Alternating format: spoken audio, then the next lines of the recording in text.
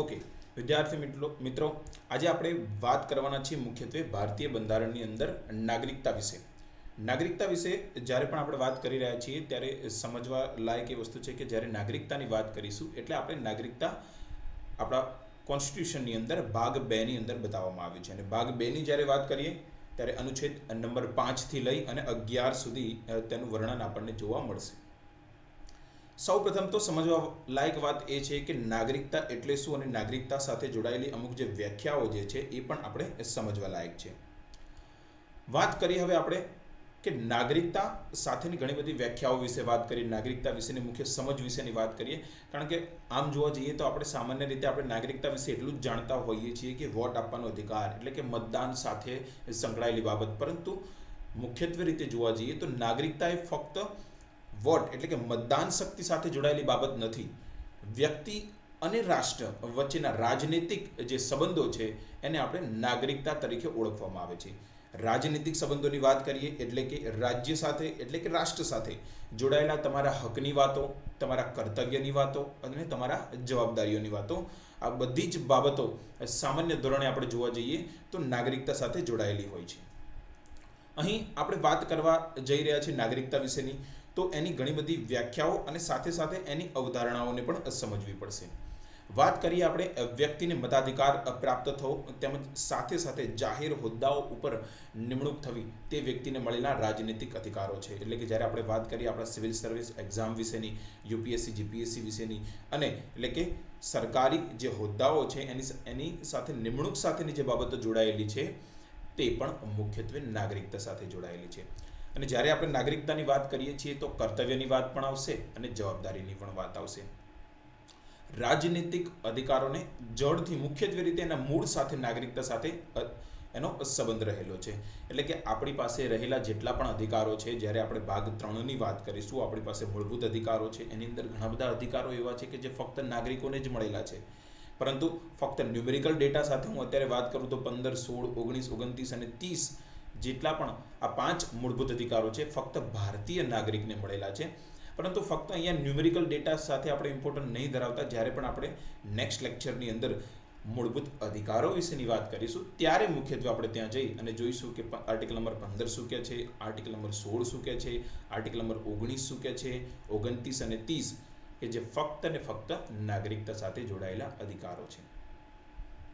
હવે આપણે આગળ વધીએ અને તેના વિશેની પણ ચર્ચા કરીએ કે જે અંતર્ગત આપણે નાગરિકતા મેળવવી હોય ભારતની તો કઈ રીતે મેળવી શકીએ છીએ અને નાગરિકતાની સાથે સાથે કઈ કઈ બાબતો સીધી જ રીતે જોડાયેલી છે. જેમ કે આપણે વાત કરીએ જવાબદારી, અધિકાર, કર્તવ્ય અને આપણને મળેલા જે વિશેષ અધિકારો જે છે.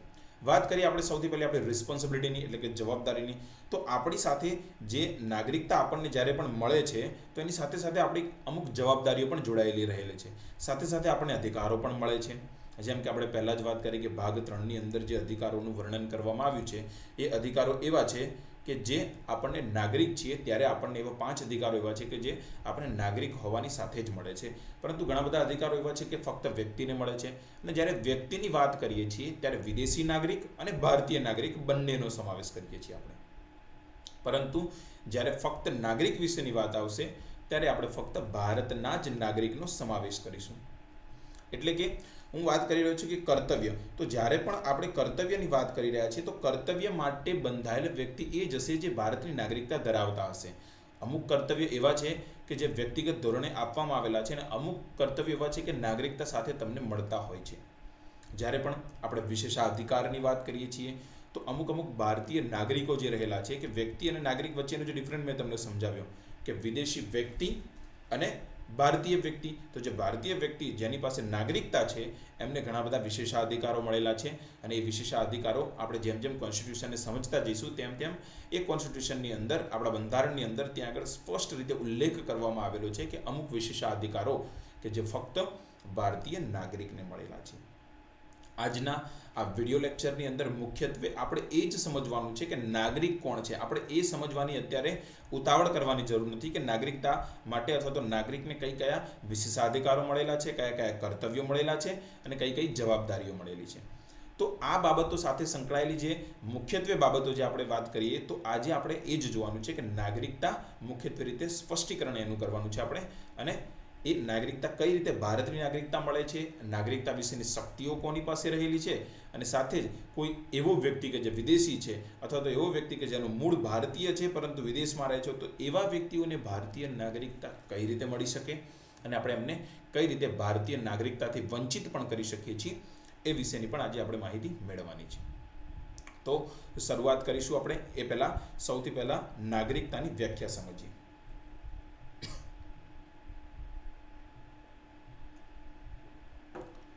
વ્યક્તિ અને રાષ્ટ્ર અથવા તો રાજ્ય વચ્ચેનો એવો કાનૂની સંબંધ જે અંતર્ગત વ્યક્તિ પોતાની નિષ્ઠા, સમર્પણ રાજ્ય પ્રત્યે અર્પિત કરે છે અને બદલામાં વ્યક્તિને રાજ્ય દ્વારા શું પ્રોવાઈડ કરવામાં આવે છે, સંરક્ષણ આપવામાં આવે છે. તો અહીંયા આપણે પહેલા જ જ્યારે પહેલા લેક્ચરની અંદર આપણે ઓલરેડી વાત કરી ચૂક્યા છીએ કે જે તે રાષ્ટ્ર હોય છે, તો રાષ્ટ્રના જે નાગરિકો દ્વારા રાષ્ટ્ર પ્રત્યે કંઈક ને કંઈક જવાબદારીઓ હોય છે, કંઈક ને કંઈક કર્તવ્યો હોય છે. જ્યારે કર્તવ્ય અને જવાબદારી વચ્ચેની વાત આપણે મુખ્યત્વે રીતે કરી હતી, તો જ્યારે કરની ચૂકવણીની વાત આવી હતી ત્યારે પણ મેં તમને સમજાવ્યું હતું કે કરની ચૂકવણી એ આપણી શું છે, જવાબદારી છે. અને જ્યારે જવાબદારી સાથે સંકળાયેલી બાબતો છે તો એના વિશેની આપણે એ સમયે વાત કરી હતી. વ્યક્તિ રાષ્ટ્ર વચ્ચેનો એવો કાનૂની સંબંધ એટલે કે કાયદાકીય માધ્યમથી બંધાયેલો જે સંબંધ જે છે એ અંતર્ગત વ્યક્તિ પોતાની નિષ્ઠા અને સમર્પણ કોને અર્પિત કરી રહ્યું છે, રાજ્યને અર્પિત કરી રહ્યું છે. અને બદલામાં વ્યક્તિને રાજ્ય દ્વારા શું પ્રોવાઈડ કરવામાં આવે છે, સંરક્ષણ પ્રોવાઈડ કરવામાં આવે છે અને સુવિધાઓ પણ પ્રોવાઈડ કરવામાં આવે છે, એટલે કે આપવામાં આવે છે. વાત કરીએ આવી શબ્દોની માયાજાળ સાથે જોડાયેલી વ્યાખ્યાઓ વિશે જાણવું શા માટે, તો વિદ્યાર્થીઓ જ્યારે પણ આપણે વાત કરી રહ્યા છીએ કે આપણે મેઇન્સ અને પ્રિલિમ બંનેની વાત કરી રહ્યા છીએ, અને અમુક સમય હવે આપણે જાણીએ છીએ કે પ્રિલિમની અંદર પણ એવા પ્રશ્નો પૂછાતા હોય છે કે જે ઉપરના નીચેના વિધાનો ચકાસો, અને એની અંદર પણ એવું બની શકે કે આવી વ્યાખ્યાઓ મૂકીને આપણને ગુમરાહ કરવાની કોશિશ કરવામાં આવે, તો એવા સમયે આપણને ખરેખર નાગરિકતા શબ્દનો અર્થ શું છે એ પણ ખબર હોવી જરૂરી છે. અને મેન્સની જ્યારે પણ તમે આન્સર રાઇટિંગ કરતા હશો, નાગરિકતા સાથેનો કોઈ પણ મુદ્દો જોડાયેલો તમને જ્યારે પૂછવામાં આવશે, તો જો તમે આ પ્રકારની વ્યાખ્યાને પહેલેથી જ જાણતા હોવ અથવા તો આવી રીતના તમારી કોન્સેપ્ટ ક્લિયર હશે, તો તમે તમારા શબ્દોથી પણ આવી સરસ મજાની વ્યાખ્યા તમે બનાવી શકશો. નાગરિકતા કોઈ વ્યક્તિની એવી પરિસ્થિતિ છે જે અનુસાર તે સામાન્ય અને રાજનૈતિક અધિકારોનો લાભ ગ્રહણ કરે છે અને પોતાના રાજ્ય પ્રત્યેના કર્તવ્ય પાલન માટે એ તત્પર રહે છે. તો આપણે પહેલાં જ વાત કરી કે આ કોઈ ફ્રીમાં મળતી વસ્તુ નથી, એના બદલામાં તમારે કંઈક ને કંઈક તમારે એમને આપવું પડશે, રાજ્યને અર્પિત કરવું પડશે, અને એ આપણે પહેલાં જ વાત કરી એ પ્રમાણે કર્તવ્ય પાલન વિશેની છે. તો નાગરિકતા કોઈ વ્યક્તિની એવી પરિસ્થિતિ છે જે અનુસાર તે રાજનૈતિક અધિકારો અને સાથે સાથે સામાન્ય અધિકારોનો પણ લાભ ગ્રહણ કરશે અથવા તો એનો ફાયદો ઉઠાવશે અથવા તો એવું કરી શકીએ કે એને ભોગવશે. પરિણામે એમણે કર્તવ્ય પાલન માટે પણ તત્પર રહેવું પડશે. અને આપણે જાણીએ છીએ કે એક સમય એવો પણ આવી શકે કે આર્મી એટલે કે રક્ષક દળની અંદર જ્યારે જરૂરિયાત પડી શકે ત્યારે પરિવારમાંથી એક વ્યક્તિને જો કહેવામાં આવે ભારત સરકાર દ્વારા અથવા તો સરકાર દ્વારા વિનંતી કરવામાં આવે, તો એ વ્યક્તિએ ખરેખર ત્યાં આગળ આપણે જઈએ અને આપણા કર્તવ્યનું પાલન કરવું પડે છે. સાથે સાથે આપણા 51 કની અંદર જે આપણા મૂળ કર્તવ્ય વિશેની વાત કરવામાં આવી છે, ત્યાં પણ જે પણ કર્તવ્ય બતાવવામાં આવ્યા છે એ આપણે પાલન કરવા પડતા હોય છે. તો આ અહીં એ વસ્તુ બતાવવામાં આવી છે કે નાગરિકતા તમે જ્યારે પણ મેળવો છો ત્યારે તમે તત્પર રહો છો કર્તવ્યના પાલન માટે. હવે આપણે બંધારણના માફક જ જઈ રહ્યા છીએ અને બંધારણ પ્રમાણે આપણે જોઈએ કે અનુચ્છેદ 5 થી 11 કઈ કઈ વાત વિશેનું વર્ણન કરે છે અને આના સિવાય કયા કયા આપણા કાયદાકીય પ્રોવિઝનો છે કે કાયદાકીય જે જોગવાઈઓ કરવામાં આવી છે કે જે નાગરિકતા વિશેનો આપણને ઉલ્લેખ કરે છે. સૌપ્રથમ આપણે વાત કરીએ કે કાયમી વસવાટ ધરાવતા વ્યક્તિઓ. તો અહીંયા આપણે શું છે કે અનુચ્છેદ 5 થી લઈ અને 11 વચ્ચેની વાત કરીએ તો મુખ્યત્વે રીતે એવા વ્યક્તિઓ કે જે આઝાદી સમયની આપણે વાત કરીએ તો જ્યારે પણ 1947ની અંદર ભારતને આઝાદી મળી તો એ સમયે કયા કયા નાગરિકોને કયા કયા વ્યક્તિઓને ભારતીય નાગરિકતા આપવામાં આવશે તેના વિશેનું પ્રાવધાન આપણને આર્ટિકલ નંબર 5 એટલે કે અનુચ્છેદ નંબર 5, 6 અને 7ની અંદર આપણને વર્ણવવામાં આવ્યું છે. તો અહીંયા આપણને આઝાદી સમયની નાગરિકતાની વાત કરી છે, આજની વાત કરવામાં આવતી નથી. તો આજની નાગરિકતા, આજે કોઈ વ્યક્તિને ભારતીય નાગરિકતા મેળવવી હોય તો એના વિશેની જોગવાઈ આપણને આર્ટિકલ નંબર 11ની અંદર સંસદને શક્તિ આપેલી છે અને એ સંસદને એવી શક્તિ આપવામાં આવી છે કે સંસદ એના વિશેનો કાયદો ઘડી શકે. તો એના વિશેની પણ આપણે વાત કરીશું. સૌથી પહેલા એવા 3 વ્યક્તિઓની વાત કરી. એક એવા વ્યક્તિઓ કે જે વાત કરીએ આપણે કે ભારતની અંદર ઓલરેડી એ સમયે રહેતા હતા એટલે કે કાયમી વસવાટ કરતા હતા, જેને આપણે ડોમિસાઇલ તરીકે ઓળખીએ છીએ ઇંગ્લિશની અંદર. તો એવા વ્યક્તિઓ કે જે પાકિસ્તાનથી ભારત આવ્યા છે, સાથે સાથે એવા વ્યક્તિઓ કે જે ભારતથી પાકિસ્તાન ગયા છે પરંતુ પછી પાછા રિટર્ન પણ આવી ગયા છે. તો એવા 3 પ્રકારના વ્યક્તિઓની નાગરિકતા વિશેની સૌપ્રથમ તો આપણે અહીંયા ચોખવટ કરીએ, સ્પષ્ટતા કરીએ કે કઈ રીતે એમને ભારતીય નાગરિકતા આપવામાં આવશે. બંધારણને લાગુ થયા પછી ભારતીય નાગરિકતા આપવામાં આવશે આ વ્યક્તિઓને કે જે વ્યક્તિ આ 3 શરતોને પૂરી કરશે. તો મુખ્યત્વે રીતે કઈ કઈ શરતોની વાત કરીશું? તો એવો વ્યક્તિ કે જેનો પોતાનો જન્મ ભારતીય રાજ્ય ક્ષેત્રની અંદર થયો છે, અથવા માતા પિતાનો જન્મ ભારતીય રાજ્ય ક્ષેત્રની અંદર થયો હતો, અથવા તે વ્યક્તિ છેલ્લા 5 વર્ષથી અહીંયા વસવાટ કરી રહ્યો છે. ક્યાં આગળ? ભારતીય રાજ્ય ક્ષેત્રની અંદર જે વસવાટ કરી રહ્યો છે તો એને અનુચ્છેદ નંબર 5 મુજબ ભારતીય નાગરિકતા પ્રોવાઈડ કરવામાં આવશે અથવા તો ભારતીય નાગરિકનો દરજ્જો આપવામાં આવશે. હવે આપણે વાત કરીએ કે કાયમી વસવાટને ભારતીય દરજ્જો આપવો શા માટે? તો એવા વ્યક્તિઓ કે જે ભારતીય રાજ્ય ક્ષેત્રમાં પહેલેથી રહી રહ્યા છે, પરંતુ એ સમયે એવા પણ વ્યક્તિઓ હશે કે જે ખરેખર રીતે ભારતીય નહીં હોતા, શરણાગતિ આવ્યા હશે, એવા વ્યક્તિઓ કે જે અહીંયા આગળ ફક્ત પ્રવાસી આવ્યા હશે. તો અહીંયા આપણે ફક્ત એવા જ વ્યક્તિઓની વાત કરી છે કે જે કાયમી ભારતની અંદર વસવાટ કરી રહ્યા હતા. આગળ વાત કરીએ આપણે એવા વ્યક્તિઓની કે જે પાકિસ્તાનથી ભારત આવેલા લોકો છે અને એમને ભારતીય નાગરિકતા કઈ રીતે પ્રોવાઈડ કરવામાં આવશે તેના વિશેની. તો એની માટે એક ડેટ છે આપણી પાસે 19 જુલાઈ 1948. શા માટે 19 જુલાઈ 1948?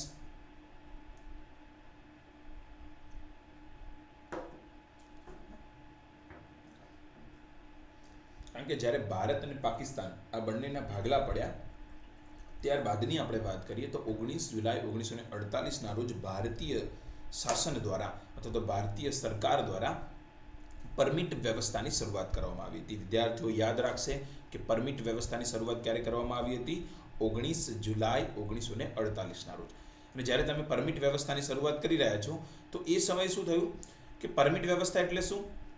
ભારતમાંથી પાકિસ્તાન અથવા તો પાકિસ્તાનમાંથી ભારત આવવા માટે અથવા તો પ્રવાસ કરવા માટે જે પરમિટ લેવી પડશે એટલે કે મંજૂરી લેવી પડશે એની જે સિસ્ટમની શરૂઆત કરવામાં આવી જેને આપણે પરમિટ વ્યવસ્થા તરીકે ઓળખીએ છીએ અને તેની શરૂઆત થઈ હતી 19 જુલાઈ 1948ના રોજ. એવા વ્યક્તિઓ કે જે પરમિટ વ્યવસ્થા શરૂ થઈ 19 જુલાઈ 1948 પહેલા પાકિસ્તાનથી ભારત આવી ગયા છે તો એ વ્યક્તિને ભારતીય નાગરિકતા મળશે, પરંતુ એને મુખ્ય 3 શરતોનું પાલન કરવું પડશે. પહેલી શરત તો એના માતા પિતા જે છે, દાદા દાદી છે અથવા તો નાના નાની, આ 3માંથી કોઈ પણ એક, માતા પિતા, દાદા દાદી અને નાના નાની, આમાંથી કોઈ પણ 3માંથી તમારું કોઈ પણ મૂળિયું અથવા તો મૂળ એવું કહી શકાય કે ભારત સાથે જોડાયેલું છે અને એ ભારત કે ભારત શાસન અધિનિયમ 1935 સાથે જોડાયેલું હોય, એટલે કે એવો વિસ્તાર કે જે ભારત શાસન અધિનિયમ 1935ના વ્યવસ્થા પ્રમાણે એના વિસ્તારમાં તમે રહેતા હોય તો એવું બની શકે કે તમને ભારતીય નાગરિકતા આપવામાં આવે. તો આપણે મુખ્ય વાત 3 શરતો, માતા પિતા, દાદા દાદી અને નાના નાની, એ 19 જુલાઈ 1948 પહેલા એ વ્યક્તિ પાકિસ્તાનથી ભારત આવી જવો જોઈએ. તો આ પ્રમાણે તમને ભારત શાસન અધિનિયમ 1935 એટલે કે અવિભાજ્ય ભારત શબ્દ આની માટે પણ યુઝ કરવામાં આવે છે. તો જો એ અવિભાજ્ય ભારતની અંદર રહેતા હશે તો એમના પૌત્રને પુત્રને આ ભારતીય નાગરિકતા આપવામાં આવશે. હવે વાત કરીએ આપણે પરમિટ વ્યવસ્થા શરૂ થઈ ગયા પછીની. જો એ પરમિટ વ્યવસ્થા શરૂ થઈ ગયા પછી ભારતની અંદર આવ્યો હોય પાકિસ્તાનથી તો એને 6 મહિનાના વસવાટ બાદ, કારણ કે 6 મહિનાનો વસવાટ કરશે તો એ ભારતીય નાગરિકતા મેળવવા માટે લાયક બનશે. અને ત્યાર પછી એટલે કે એવું કહેવા માંગે છે કે એ વખતે આપણે એ જોવા નહીં રહીએ કે એમના માતા પિતા, દાદા દાદી, નાના નાનીની વ્યવસ્થા શું છે, પરંતુ એ વસ્તુને ચેક જરૂર કરવામાં આવશે. પરંતુ સાથે સાથે એ વ્યક્તિ 6 મહિના ભારતમાં વસવાટ કરતો હોવો જોઈએ. એટલે કે જે દિવસે તમે અરજી કરશો એ પહેલાં તમારા 6 મહિનાનો વસવાટ પૂરો થયેલો હોવો જોઈએ અને તો તમને રજિસ્ટ્રેશન દ્વારા તમને શું કરવામાં આવશે? ભારતીય નાગરિકતા પ્રોવાઈડ કરવામાં આવશે. તો આ વાત થઈ આપણે પાકિસ્તાનથી ભારત આવેલા લોકોને ભારતીય નાગરિકતા કઈ રીતે આપવામાં આવશે. અને આ વિશેની જે બાબતો જે આપણે જોઈ એ આપણને ક્યાં બતાવવામાં આવી છે? અનુચ્છેદ 6ની અંદર. તો અનુચ્છેદ 6 શેની સાથે જોડાયેલો છે? પાકિસ્તાનથી ભારત આવેલા લોકોને ભારતીય નાગરિકતા વિશે, અને અનુચ્છેદ 5 અહીંયા કાયમી વસવાટ કરતા ડોમિસાઇલ લોકો માટેની વાત કરવામાં આવી છે. હવે આપણે વાત કરીએ અનુચ્છેદ 7 વિશેની. જ્યારે અનુચ્છેદ 7 આપણને બતાવી રહ્યું છે ભારતથી પાકિસ્તાન યાદ રાખજો, ભારતથી પાકિસ્તાન આવેલા જે લોકો છે એમને ભારતીય નાગરિકતા લેવી હોય તો એમણે શું કરવું પડશે, અથવા તો એવા લોકો કે જે ત્યાં આગળ ગયા હતા, ભારતથી પાકિસ્તાન ગયા છે પરંતુ પરત આવી ગયા છે, તો એવા લોકોને ભારતીય નાગરિકતા આપવા માટેની શું જોગવાઈ છે તેના વિશેની. અહીંયા મુખ્યત્વે આપણે જે પહેલી ડેટ યાદ રાખી હતી 19 જુલાઈ 1948 પરમિટ વ્યવસ્થાની શરૂઆત થઈ, તો એ પહેલાની એક ડેટ આપણે યાદ રાખવાની છે ને એ ડેટ છે આપણી 1 માર્ચ 1947. તો 1 માર્ચ 1947 પછી ભારતથી પાકિસ્તાન એ વ્યક્તિ આવ્યો છે. યાદ રાખજો, 1 માર્ચ પહેલા એ ભારત ગતો રહ્યો છે, અરે પાકિસ્તાન ગયો છે. 1 માર્ચ પહેલા ભારતથી પાકિસ્તાન ગયો છે અને 1 માર્ચ 1947 પછી ભારત આવે છે, પરંતુ 19 જુલાઈ 1948 પહેલાની વાત છે, બરાબર. તો એ આ સમયગાળા દરમિયાન જો ભારતની અંદર આવી જતો હોય તો પરમિટ સુવિધાની વાત આવે છે, કારણ કે 19 જુલાઈ પહેલાની વાત છે, તો એને અનુચ્છેદ 6 પ્રમાણે જ ભારતીય નાગરિકતા મળી જશે. પરંતુ અનુચ્છેદ 6 ની આપણે વાત કરી હતી, માતા પિતા નાની એ જે વાત છે એ આપણે ક્યારે લાગુ પડશે કે એ વ્યક્તિ 1 માર્ચ પહેલા ગયો છે, પરંતુ 1 માર્ચ 1947 પછી અને 19 જુલાઈ 1948 પહેલા ભારતમાં પરત આવી ગયો છે.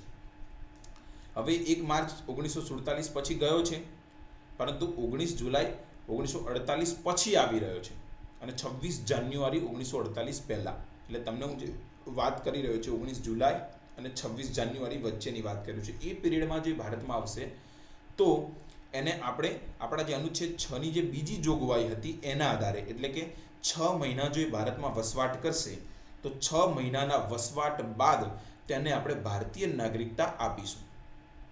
અને કઈ રીતે આપીશું? રજિસ્ટ્રેશન દ્વારા આપીશું.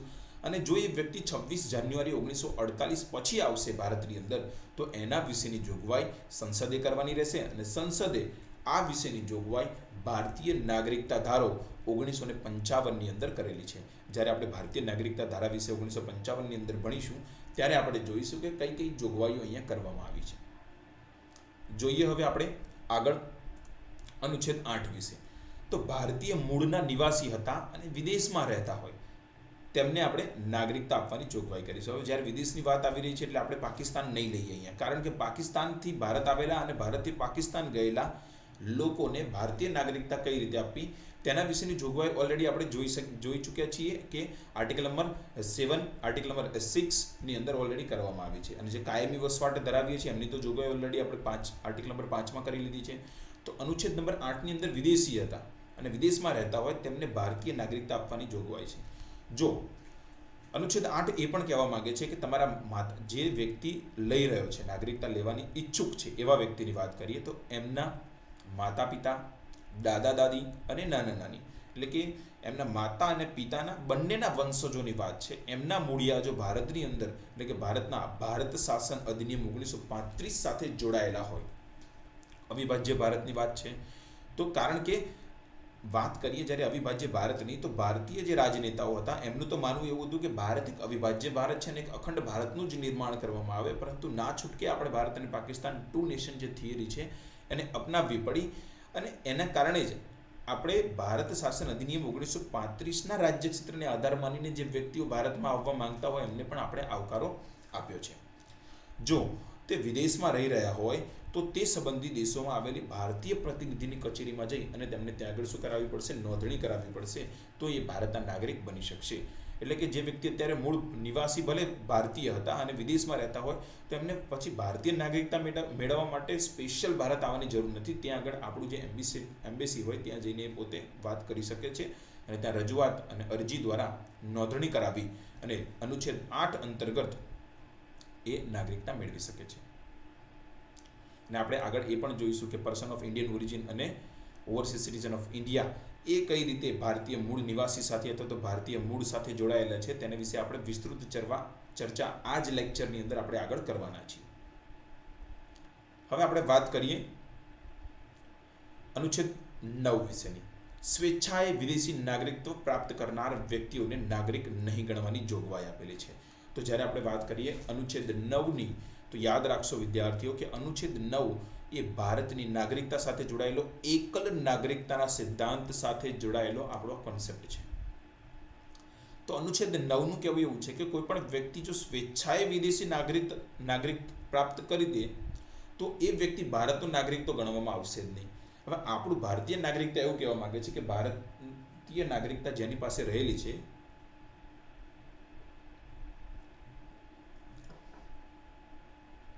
એ વ્યક્તિએ બીજા દેશની નાગરિકતા પ્રાપ્ત કરવી ન જોઈએ.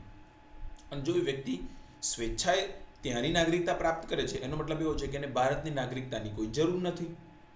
તો માટે આપણે અનુચ્છેદ 9 અંતર્ગત એકલ નાગરિકતાના સિદ્ધાંતનું પાલન કરીએ છીએ. અને આપણે જ્યારે એકલ નાગરિકતાની વાત કરીએ તો આપણે શા માટે એકલ નાગરિકતાને અપનાવી? એનું મુખ્ય કારણ કે જ્યારે પણ આપણે એકલ નાગરિકતાની વાત કરીએ છીએ તો એકલ નાગરિકતાના બે પરિપ્રેક્ષ્ય છે. એક તો ફક્ત ભારતીય નાગરિકતા વિશ્વની અંદર વાત કરીએ, બીજી એક એવી વસ્તુ છે કે ભારતની અંદર ફક્ત ભારતીય નાગરિકતા. આ બંને વસ્તુ સાથે જોડાયેલી વસ્તુ છે. અહીંયા જ્યારે આપણે વાત કરીએ છીએ તો એ એકલ નાગરિકતાનો પરિપ્રેક્ષ્ય શું રહેલો છે આપણો કે ભારતની ફક્ત નાગરિકતા, બીજા દેશની તમે નાગરિકતા મેળવશો તો ભારતીય નાગરિકતા તમારી જતા રહેશે.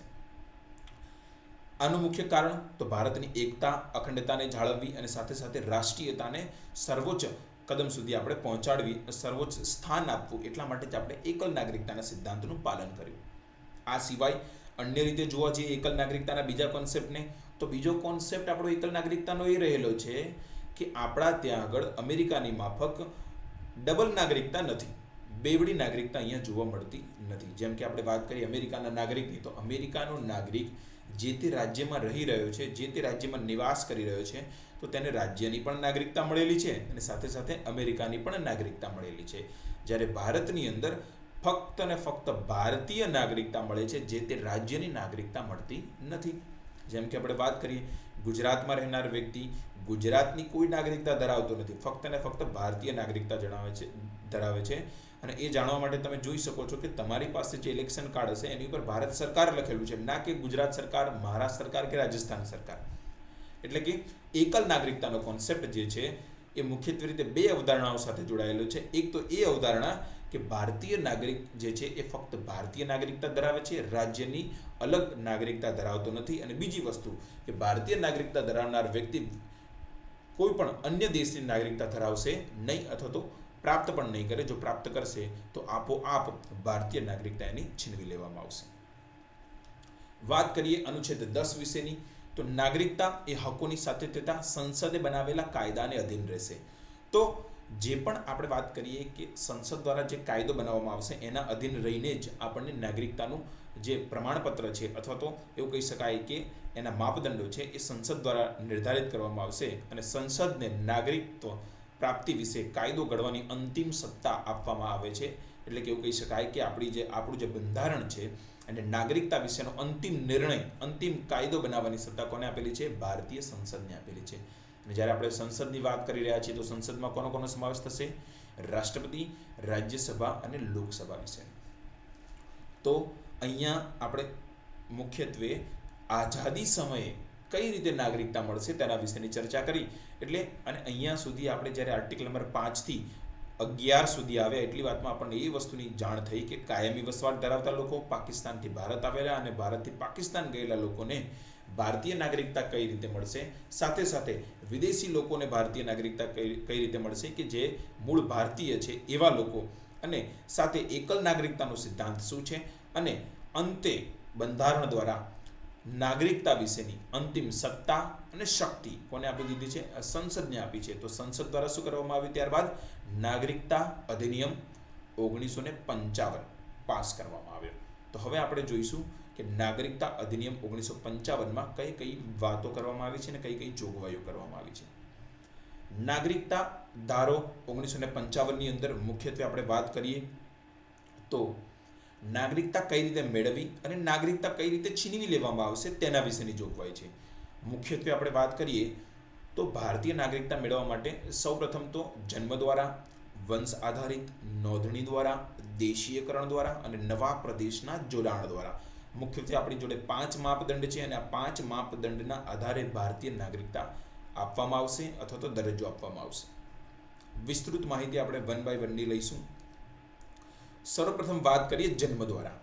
એનો મતલબ એવો થયો કે ભગવાનને તમારે પ્રાર્થના કરવી પડશે કે આવા એક ભારતની અંદર અમને જન્મ આપો કે જ્યાં આગળ અમે ભારતની નાગરિકતા ડાયરેક્ટ મેળવી શકીએ. એટલે કે 26 જાન્યુઆરી 1950 થી 1 જુલાઈ 1987 પહેલા જે ભારતમાં જન્મેલા વ્યક્તિ હોય એ વ્યક્તિઓને જો 1 જુલાઈ 1987 પછી જન્મેલા વ્યક્તિના માતા પિતા પૈકી કોઈ ભારતીય નાગરિકતા ધરાવતા હોય, આ મુખ્યત્વે શરતોની વાત કરી રહ્યો છું, હું તમને વિસ્તૃત માહિતી આપું છું. અને 3 ડિસેમ્બર 2004 આ 3 ડેટ વિશેની આપણે વાત કરીશું. તો 3 ડેટ કઈ કઈ છે એના વિશે પહેલા સમજીએ. 26 જાન્યુઆરી 1950 આપણે ભારતનો પ્રજાસત્તાક બન્યા આપણે, અને આપણા રાષ્ટ્રપતિ તરીકે આપણે રાજેન્દ્ર પ્રસાદની નિમણૂક કરી, એટલે કે આપણે પ્રજાસત્તાક બને. તો ત્યાર પછી જે લોકો જન્મ્યા છે, પરંતુ 1 જુલાઈ 1987ની ડેટ ક્યાંથી આવી? તો 1 જુલાઈ 1987ની ડેટ એ અસામ કરાર સાથે સંકળાયેલી છે. અસામ કરાર શું છે? બાંગ્લાદેશ સાથે સંકળાયેલું છે. જ્યારે પણ એક ટૂંકી માહિતી આપું છું તમને અસામ કરાર વિશેની, બીકોઝ આપણે જ્યારે આગળ ભણીશું ત્યારે અસામ કરાર વિશેની વિસ્તૃત માહિતી મેળવવાના છીએ. કે જ્યારે પણ ભારત દ્વારા પૂર્વી પાકિસ્તાન, એટલે કે જે અત્યારનું વર્તમાન બાંગ્લાદેશ છે, એને આઝાદ કરવામાં મદદ કરવામાં આવી, અને જ્યારે બાંગ્લાદેશ બન્યું તો એ સમયે જે ભારત સરકાર દ્વારા ત્યાં ચઢાઈ કરવામાં આવી હતી પૂર્વી પાકિસ્તાન ઉપર, એ સમયે ઘણા બધા નાગરિકો દ્વારા અસામમાં આવીને શરણ લેવામાં આવી હતી. પરંતુ અસામના લોકોને પોતાની અનિશ્ચિતતા અને અસુરક્ષા જ્યારે ઉત્પન્ન થઈ ભાષાના આધારે, સંસ્કૃતિના આધારે અને રાજકીય અધિકારોના આધારે, ત્યારે તેમના દ્વારા આંદોલન કરવામાં આવ્યું. એ આંદોલન જ્યારે હિંસક બન્યું અને ત્યારબાદ આ ડેટ ડિસાઇડ કરવામાં આવી અને ત્યાં આગળ NRC લાગુ કરવામાં આવી અને ત્યાંના લોકોને આશ્વસ્ત કરવામાં આવ્યા કે તમારા અધિકારો ક્યાંય નહીં જાય, અને જે વ્યક્તિઓ 1 જુલાઈ 1987 પહેલાં અહીંયા હતા એ લોકોને અહીંયા રહેવામાં આવશે. એટલે કે આ ડેટ પહેલાં જે ભારતમાં જન્મેલા વ્યક્તિ છે એમને તો જ આપણે શું કરીશું, જન્મ દ્વારા જ નાગરિકતા પ્રોવાઈડ કરવામાં આવશે. 1 જુલાઈ પછી જન્મેલા જે વ્યક્તિઓ જે છે એમના માતા પિતા પૈકી કોઈ ભારતીય નાગરિકતા ધરાવતા હોય તો એમને આપોઆપ એમને નાગરિકતા મળી જશે. 3 ડિસેમ્બર 2004 પછી ભારતમાં જન્મેલી વ્યક્તિના માતા પિતા બંને ભારતીય નાગરિકતા ધરાવતા હોય તો જન્મ દ્વારા નાગરિકતા એને મળી જશે. અને આ વિશેની જોગવાઈ આપણે ભારતીય નાગરિકતા અધિનિયમ 1955નું જ્યારે સંશોધન કરવામાં આવ્યું 2003ની અંદર, તો એની અંદર એની જોગવાઈ કરવામાં આવી હતી. એનો મતલબ થયો કે જન્મ દ્વારા જે તે વ્યક્તિને ભારતીય નાગરિકતા મેળવી શકાય છે. પરંતુ અમેરિકાની માફક અહીંયા નથી. અમેરિકાની અંદર આપણે છેલ્લા ઘણા સમયથી ન્યૂઝમાં પણ હતું કે કોઈ પણ વ્યક્તિ કોઈ પણ દેશનો હોય, પરંતુ જો એમનું બેબી એટલે કે એમનું બાળક અમેરિકાની અંદર બોર્ન થશે તો એ બાળકને શું થશે, અમેરિકાની નાગરિકતા મળી જશે. એટલે કે આનો ઘણો બધો દુરુપયોગ પણ કરવામાં આવતો હતો કે કોઈ પણ વ્યક્તિ જે કોઈ પણ કપલ કે કોઈ પણ દેશનું હોય એ પ્રેગ્નેન્ટ ગમે ત્યાં થાય, પરંતુ બાળક પેદા કરવા માટે એ લોકો અમેરિકાને ચૂઝ કરતા અને અમેરિકા જતા, અને અમેરિકા જઈ અને તેઓ શું કરતા, બાળકને જન્મ આપતા. પરિણામે શું થતી, એને તેની અમેરિકન નાગરિકતા મળતી, અને એ બાળકને મળેલી અમેરિકન નાગરિકતાના સહારે તે વ્યક્તિઓને પણ અમેરિકાની નાગરિકતા મળતી. અને આનો દુરુપયોગ થતો હોવાથી જ આપણે જાણીએ છીએ કે અમેરિકન ગવર્મેન્ટ દ્વારા થોડા સમય પહેલાં જ એના નિયમન વિશેની વાત કરવામાં આવી હતી અને નિયમન વિશેના કાયદાઓની રચના કરવામાં આવી હતી. આ ઉપરાંત વિદેશમાં જન્મ્યા પછી જન્મ થયો હોય અને પછીના 1 વર્ષમાં ભારતીય રાજદૂતાવાસમાં કચેરીમાં નોંધણી થઈ હોય તો એવા વ્યક્તિને પણ ભારતની નાગરિકતા આપવામાં આવશે. પરંતુ મેં પહેલાં જ કીધું કે એવા વ્યક્તિઓ કે જેમના મૂળ ભારત સાથે પણ જોડાયેલા હોવા જોઈએ, એમના માતા પિતા ભારતીય નાગરિકતા ધરાવતા હોવા જોઈએ. એટલે આપણે વાત કરીએ છીએ કે કોઈ વ્યક્તિ છે કે જે વિદેશમાં રહી રહ્યું છે પરંતુ મૂળ ભારતીય છે, નાગરિકતા ધરાવે છે, તેમનું બાળક વિદેશમાં જન્મ લઈ રહ્યું છે, તો એમણે શું કરવું પડશે, જો એમને ભારતીય નાગરિકતા એમના બાળકને પણ અપાવવી હોય તો ફરજિયાત એમણે શું કરવું પડશે, ભારતીય રાજદૂતાવાસમાં જઈ અને ત્યાં આગળ એમણે નોંધણી કરાવવી પડશે, જેથી કરીને એને શું થાય, ભારતની નાગરિકતા પ્રાપ્ત થાય.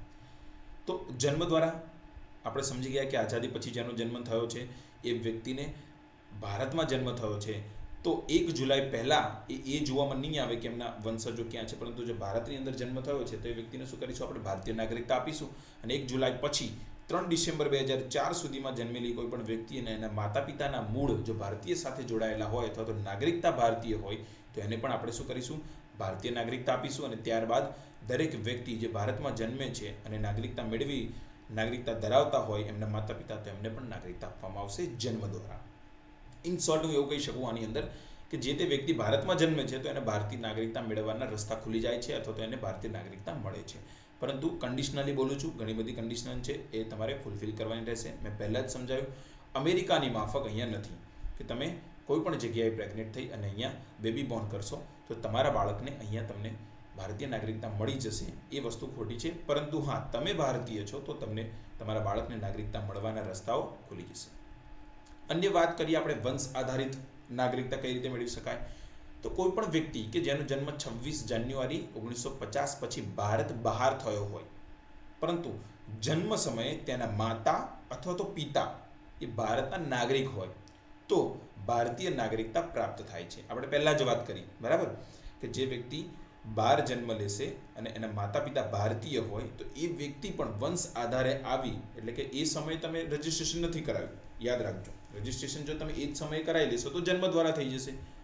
પરંતુ બાળકનો જન્મ થયો એ પછી જ્યારે બાળક પુખ્ત થાય છે એ સમયે એની ઈચ્છા છે કે એને ભારતીય નાગરિકતા મેળવવી જોઈએ, તો એવા સમયે શું કરવું પડશે? એણે તો 26 જાન્યુઆરી 1950 પછી એનો જન્મ થયો હોય અને એ જન્મ બહાર થયો હોય અને એના જન્મના સમયે જો એના માતા પિતા ભારતીય નાગરિકતા હોય તો એ અહીંયા આવી અને વંશ આધારિત નાગરિકતા મેળવી શકે છે.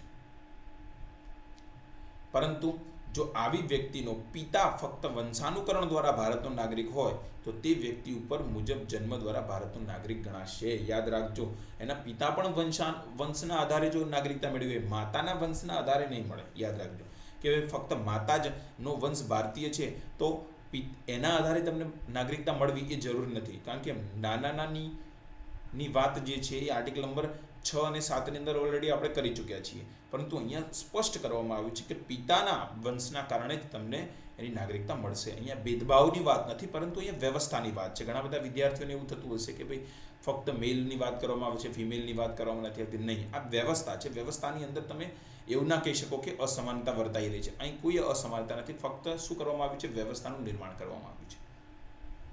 સાથે સાથે તેના જન્મથી અથવા તો અધિનિયમ રૂપી થવાથી 1 વર્ષની મુદતમાં તેના જન્મની નોંધણી કરવામાં આવી હોય.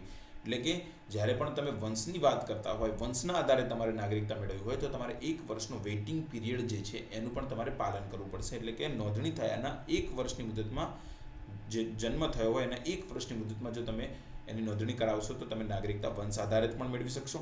અને પુખ્ત વય થશે તો તમે તમારા માતા પિતા ભારતીય નાગરિક છે એના આધારે તમે વંશ આધારિત નાગરિકતા મેળવી શકશો. અન્ય વાત કરીએ નોંધણી દ્વારા, તો કોઈ પણ વ્યક્તિ જે ખરેખર નાગરિક ન હોય તે વ્યક્તિ પણ નોંધણી દ્વારા ભારતનો નાગરિક બની શકે છે. પરંતુ એને મુખ્યત્વે આ 3 શરતોનું પાલન કરવાનું રહે છે. પહેલી વસ્તુ, અરજી કરતા પહેલા એ ઓછામાં ઓછા 7 વર્ષ પહેલાથી ભારતમાં રહેતો હોય. બીજી વસ્તુ, વ્યક્તિઓ મૂળ ભારતીય કે જે અવિભાજ્ય ભારતની બહાર કોઈ દેશમાં અથવા સ્થળે સાધારણ રીતે રહેતી હોય. એટલે આપણે એવું કહીએ છીએ કે વ્યક્તિ જો મૂળ ભારતીય કે અવિભાજ્ય ભારતની અંદર જ રહેતી હશે તો એને પછી આપણે શું કરીશું? આપણા વંશાનુકરણ દ્વારા એને આપણે નાગરિકતા આપવાની કોશિશ કરીશું.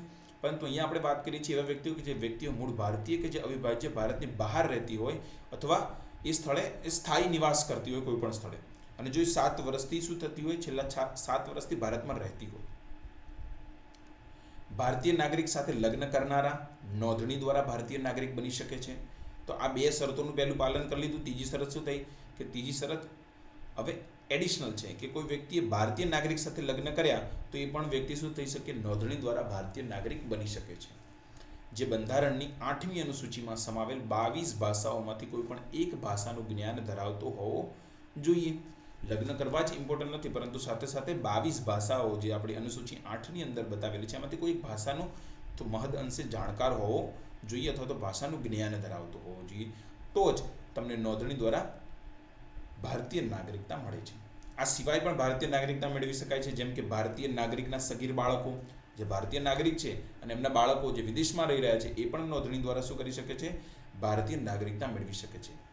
રાષ્ટ્રમંડળ દેશોનો નાગરિક કે જે ભારતમાં રહેતો હોય અથવા સરકારની નોકરી કરી રહ્યો હોય તે આવેદનપત્ર આપીને ભારતીય નાગરિકતા મેળવી શકે છે. ભલે મૂળ રીતે ભારતીય નથી, પરંતુ ભારતની અંદર કોઈ સેવા બજાવી રહ્યો છે અથવા તો કોઈ જગ્યાએ નોકરી કરી રહ્યો છે, પણ એ નોકરી જાહેર નોકરી એટલે કે સરકારી નોકરીની હોય તો એ વ્યક્તિ આવેદનપત્ર આપી અને આ નોંધણી દ્વારા એ ભારતીય નાગરિકતા મેળવી શકે છે. 12 મહિના પહેલા અરજી કરનાર વ્યક્તિ કે જેના માતા પિતા સ્વતંત્ર ભારતના નાગરિક હોય, યાદ રાખજો, સ્વતંત્ર ભારતના નાગરિક હતા અને એ વ્યક્તિ 12 મહિના પહેલા જો અરજી કરી હોય તો એ 12 મહિના પૂરા થતાં એ ભારતીય નાગરિક બની શકે છે, એ પણ નોંધણી દ્વારા.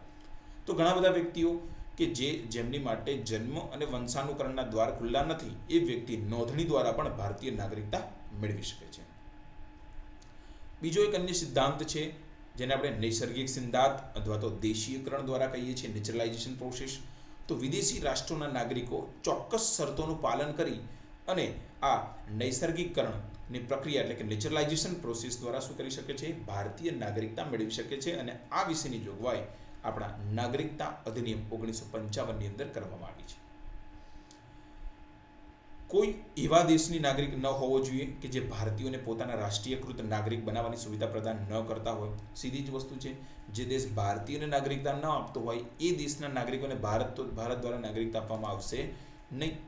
તો નેચરલાઇઝેશન પ્રોસેસ દ્વારા તમે નાગરિકતા મેળવી શકશો, પરંતુ મુખ્યત્વે કઈ વસ્તુ છે કે એવા વ્યક્તિઓ કે જેની સાથે દુશ્મની ભર્યા આપણા સંબંધો છે. કારણ કે કોઈ પણ દેશ ભારતને નાગરિકતા ક્યારે નહીં આપે? જ્યારે એમના ભારત સાથે દુશ્મની ભર્યા સંબંધો હશે, અથવા તો શત્રુ દેશની વાત કરીએ તો એવા જે ભારતીય નાગરિકોને નાગરિકતા, ભારતીય વ્યક્તિઓને નાગરિકતા નથી આપતા, તો એવા વ્યક્તિઓને ભારત દ્વારા પણ નાગરિકતા આપવામાં આવશે નહીં. અરજીની તારીખથી એટલે કે અરજી જ્યારે પણ તમે કરી રહ્યા છો તો પહેલાના 12 મહિનાથી તે ભારતમાં રહેલી હોવી જોઈએ. એટલે કે જ્યારે પણ તમે 12 મહિના સુધી ભારતમાં રહેતા હોવ ત્યારબાદ જ તમે આ દેશીયકરણના આધારે નાગરિકતા મેળવવા માટેની અરજી કરી શકો છો. અથવા સરકારી નોકરીમાં તમે કાર્યરત હોવા જોઈએ, અને અથવા 1 વર્ષના સમયથી તરત પહેલાના 7 વર્ષોમાં, 1 વર્ષના સમયની વાત કરીએ ને એના પહેલાના 7 વર્ષોમાં તમે ઓછામાં ઓછા 4 વર્ષ ભારતમાં વસવાટ કરેલો હોવો જોઈએ. એટલે કે આપણે વાત કરીએ કે ટોટલ 8 વર્ષની વાત કરીએ, અને 8 વર્ષ, કારણ કે 1 વર્ષ સમયથી તરત પહેલાના 7 વર્ષની વાત કરવામાં આવે છે. 1 વર્ષ તો તમે ભારતમાં રહ્યા, તો હવે એના પછી શું જોવામાં આવશે? એના પહેલાના 7 વર્ષ, અને એની પહેલાના 7 વર્ષના 4 વર્ષ તમે જો વસવાટ કર્યો હોય ભારતની અંદર, તો તમે શું થઈ શકો છો? ભારતના નાગરિક બની શકો છો. પરંતુ એના અંદર પણ ઘણા બધા ક્લોઝ છે કે સતત 4 વર્ષ હોય. પાછળના 3 વર્ષની વાત કરીએ તો છેલ્લા 1 વર્ષની જ્યારે તમે અરજી કરી હોય એના પહેલાના 3 વર્ષ તો તમે ભારતમાં હોવા જ જોઈએ. ત્યારે જ તો તમે શું કરી શકશો? અહીંયા દેશીયકરણ સિદ્ધાંત દ્વારા ભારતીય નાગરિકતા મેળવી શકશો. અન્ય વાત કરીએ, દેશીયકરણનું પ્રમાણપત્ર મેળવ્યા બાદ તે વ્યક્તિનો ભારતમાં રહેવાનો સરકારી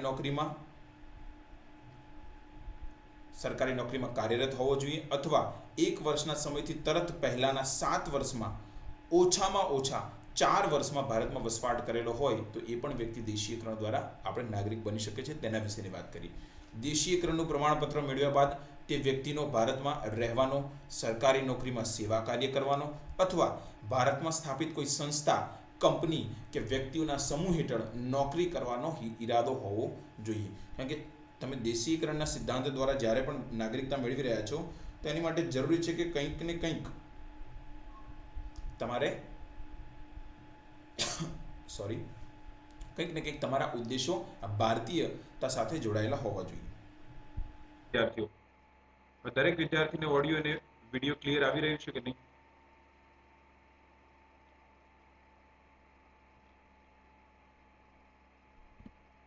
ભારતીય નાગરિકતાના અંત વિશેની હવે આપણે ચર્ચા કરીશું. તો આપણે પહેલા જ વાત કરી હતી કે આર્ટિકલ નંબર જ્યારે 8, 9, 10 અને 11 વિશેની વાત કરતા હતા ત્યારે આપણે વાત કરી હતી કે કોઈ પણ વ્યક્તિ જ્યારે ભારતીય નાગરિકતા સિવાય અન્ય દેશની નાગરિકતાનો સ્વીકાર કરશે ત્યારે આપોઆપ તેમની નાગરિકતા જતી રહેશે. એટલે કે સ્વેચ્છાએ જ્યારે ત્યાગ કરવામાં આવશે નાગરિકતા વિશેની, તો જો કોઈ વ્યક્તિ તે બીજા દેશમાં નિવાસ કરે છે અને કાયદાકીય અરજીપત્ર દ્વારા ભારતીય નાગરિકતાનો ત્યાગ કરે તો એ અરજીપત્રની નોંધણી બાદ તે પોતાની નાગરિકતા ગુમાવી દે છે. એટલે કે અહીંયા આપણે જે વાત કરી રહ્યા છીએ તો કે સ્વેચ્છાએ નાગરિકતાનો ત્યાગ કર્યો. ત્યારબાદ અન્ય વાત કરીએ તો કાયદાની પ્રક્રિયા દ્વારા જો કોઈ વ્યક્તિ અન્ય દેશની નાગરિકતા સ્વેચ્છાએ સ્વીકારી હોય તો તે સમયે ભારતની નાગરિકતા પણ સમાપ્ત થઈ જશે. કારણ કે આપણે દોહરી નાગરિકતાને માન આપતા નથી, અને દોહરી નાગરિકતાને આપણે માન આપતા નથી એટલા માટે ભારતીય નાગરિકતા જેને મેળવી છે એ જ્યારે અન્ય દેશની નાગરિકતા મેળવશે ત્યારે એની આપોઆપ ભારતીય નાગરિકતા જતી રહેશે. અન્ય વાત કરીએ તો છીનવી લેવું, એટલે કે ભારત સરકાર દ્વારા નાગરિકતાને શું કરી લેવામાં આવે? છીનવી લેવામાં આવે. ભારત સરકાર દ્વારા નાગરિકતાથી વંચિત કરવાના કારણો નીચે પ્રમાણે હોઈ શકે છે. તો કયા કયા કારણો છે એ પણ આપણે જોઈએ. પહેલી જ વસ્તુ કે રજીસ્ટ્રેશનની પ્રક્રિયામાં તમે ખોટી માહિતી આપી હોય અથવા માહિતી છુપાવી હોય. તો જ્યારે કોઈ પણ વિદેશી નાગરિક છે અને ભારતીય નાગરિકતા મેળવી રહ્યો છે, એ સમયે એને રજીસ્ટ્રેશન સમયે ખોટી માહિતી પ્રોવાઈડ કરી છે કે ભાઈ હું આ વંશજનો છું, અહીંયા મારા વંશજ જોડાયેલા છે, પરંતુ એ માહિતી જ્યારે ખોટી પુરવાર સાબિત થાય ત્યારે બની શકે કે એવા વ્યક્તિને નાગરિકતાથી વંચિત કરવામાં આવે છે. આ સિવાય અન્ય મુદ્દાની વાત કરીએ તો ભારતીય બંધારણને વફાદાર ન રહ્યા હોય, એટલે કે કોઈ એવા કૃત્ય તમે કર્યું હોય અથવા તો એ વ્યક્તિ દ્વારા એવું કૃત્ય કરવામાં આવે કે જે બંધારણને વફાદાર નથી અથવા તો બંધારણનું ઉલ્લંઘન કરતા હોય અને બંધારણના ઉલ્લંઘન કરતા પણ એ ભારત સાથે વફાદાર નથી, એટલે કે ગદ્દારી કરી હોય, તો એવા વ્યક્તિ સાથે બી ભારતીય નાગરિકતા એમની પણ છીનવી લેવામાં આવશે. દેશદ્રોહ અથવા તો યુદ્ધ સમયે દુશ્મન દેશની સહાયતા બદલ, એટલે કે એવો સમય કે જ્યારે કટોકટીનો સમય હોય કે ભારત માટે યુદ્ધ ચાલતું હોય, એવા સમયે તમારા જે તે વ્યક્તિ દ્વારા એ ભારતીય નાગરિક હોવા છતાં પણ દુશ્મન દેશને સહાયતા કરવામાં આવી રહી છે, એટલે કે એની ઉપર રાષ્ટ્રદ્રોહ થશે, દેશદ્રોહ થશે અને એની પાસેથી શું કરવામાં આવશે? ભારતીય નાગરિકતા છીનવી લેવામાં આવશે. ભારત સરકારની પરવાનગી વગર સતત 7 વર્ષ સુધી વિદેશમાં રહેતો હોય અને ભારતીય દૂતાવાસમાં દર વર્ષે પોતાની નોંધણી ન કરાવે, એટલે કે આપણે કીધું એ પ્રમાણે ભારતીય દૂતાવાસમાં આવી અને નાગરિકતાની નોંધણી તમારે કરાવવી જરૂરી છે. તમે સતત 7 વર્ષ સુધી વિદેશમાં રહ્યા છો અને ભારતીય દૂતાવાસને તમે જાણ નથી કરી, એટલે કે અલ્ટિમેટલી એવું માનવામાં આવશે કે તમે સતત 7 વર્ષથી બીજા દેશના નાગરિક બની ગયા છો, માટે તમે નોંધણી નથી કરાવી રહ્યા, તો તમારી નાગરિકતા શું કરી દેવામાં આવશે? છીનવી લેવામાં આવશે.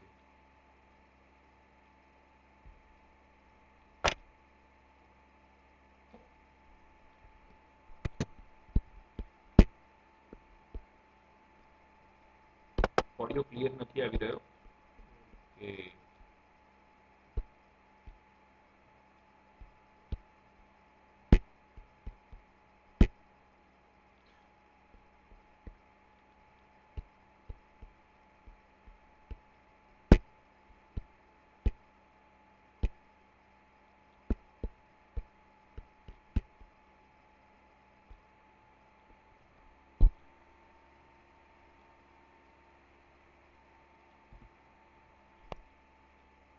હવે આપણે વાત કરીશું પર્સન ઓફ ઇન્ડિયન ઓરિજિન અને ઓસીઆઈ વિશે. બરાબર? પર્સન ઓફ ઇન્ડિયન ઓરિજિન એટલે કે પીઆઈઓ અને ઓવરસીઝ સિટીઝન ઓફ ઇન્ડિયા વિશેની. એ પણ આપણી નાગરિકતા સાથે જોડાયેલા જ મુદ્દા છે, તો તેના વિશેની પણ ચર્ચા કરીએ આપણે.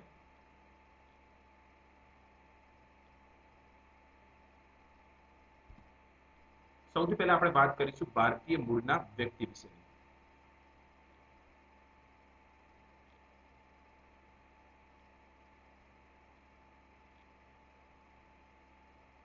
તો પર્સન ઓફ ઇન્ડિયન ઓરિજિન એટલે કે જે વ્યક્તિના મૂળ ભારતીયતા સાથે જોડાયેલા છે અથવા તો ભારતીય એ મૂળના વ્યક્તિ છે, પર્સન ઓફ ઇન્ડિયન ઓરિજિન ભારતીય મૂળના વ્યક્તિ છે. તો આ વિશેની શરૂઆત, આ સ્ટેટસ વિશેની અને આ એક કાર્ડ વિશેની શરૂઆત આપણે 19 ઓગસ્ટ 2002 થી શરૂ કરવામાં આવી હતી. બીજેપી ગવર્મેન્ટ હતી 2002 ની અંદર, ત્યારે આની શરૂઆત થઈ હતી. તો જન્મ વંશથી જે મુખ્યત્વે ભારતીય રહેલા છે, ભારતમાં વસવાટ કરતા નથી અત્યારે, બરાબર? એ વ્યક્તિ ભારતમાં વસવાટ નથી કરતા, પરંતુ ભારતમાં રહેલા છે.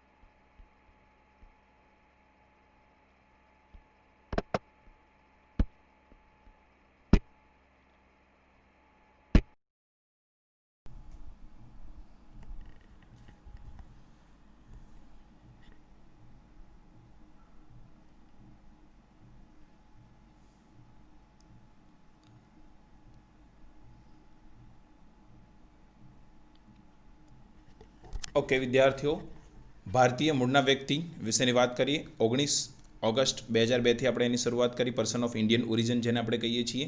હવે વર્તમાનમાં જે બાંગ્લાદેશ, ચીન, અફઘાનિસ્તાન, ભૂટાન, નેપાલ, પાકિસ્તાન અને શ્રીલંકા સિવાયનો જેની પણ પાસે પાસપોર્ટ ધારણ કરેલો છે એ વ્યક્તિને આપણે ભારતીય મૂળના વ્યક્તિ તરીકે એમનો અસ્વીકાર કરીશું નહીં. અહીંયા જોજો તમે શું વાત કરું છું. વર્તમાન બાંગ્લાદેશની વાત છે, ચીન, અફઘાનિસ્તાન, ભૂટાન, નેપાળ, પાકિસ્તાન, શ્રીલંકા સિવાયની વાત કરી છે આપણે.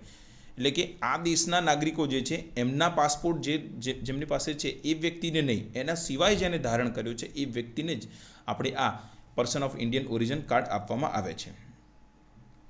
15 જાન્યુઆરી 2015થી આને સમાપ્ત કરી દેવામાં આવ્યું હતું અને OCI સાથે વિલય કરી દેવામાં આવ્યો હતો. હવે આપણે એ પણ સમજવું પડશે કે પર્સન ઓફ ઇન્ડિયન ઓરિજિન જે છે એને કયા કયા હકો આપવામાં આવતા હતા. તો સામાન્ય રીતે તમે જુઓ કે જે OCIને જે અત્યારે હક આપવામાં આવે છે એ જ હકો એનાથી થોડા ઓછા હકો હતા. પરંતુ ભારત સરકાર દ્વારા 2015થી આ બંનેને જ્યારે વિલય કરી દેવામાં આવ્યો છે તો આની વિસ્તૃત માહિતી આપણે મેળવવાની રહેતી નથી. કારણ કે હવે આપણે વધારે માહિતી એ મેળવવી પડશે કે OCIની અંદર કોનો સમાવેશ થાય છે અને OCIને કયા કયા અધિકારો મળેલા છે. OCI એટલે કે વિદેશી ભારતીય નાગરિક, એવો નાગરિક જે વિદેશી ભારતીય નાગરિક છે. સમજો, વિદેશી છે અને ભારતીય નાગરિક છે. બહુ જ સમજવા લાયક વાત છે. અહીંયા 2 ડિસેમ્બર 2005માં આ OCI કાર્ડની શરૂઆત કરવામાં આવી હતી અને OCI વિશે ગૃહ મંત્રાલય દ્વારા પ્રમાણિત કરવામાં આવે છે. કેવા વ્યક્તિને OCI કાર્ડ આપણે આપીશું? એવા વ્યક્તિ કે જે 26 જાન્યુઆરી 1950 કે તે પછી ભારતીય નાગરિક બન્યા હોય. બરાબર, નાગરિક બનવા યોગ્ય હોય એ દિવસની વાત છે. 26 જાન્યુઆરી 1950 તે પછી અથવા તો તે જ દિવસે એ ભારતીય નાગરિક છે અથવા તો ભારતીય નાગરિક બનવા યોગ્ય છે અને 15 ઓગસ્ટ 1947 પછી ભારતીય ક્ષેત્ર સાથે સંકળાયેલા છે.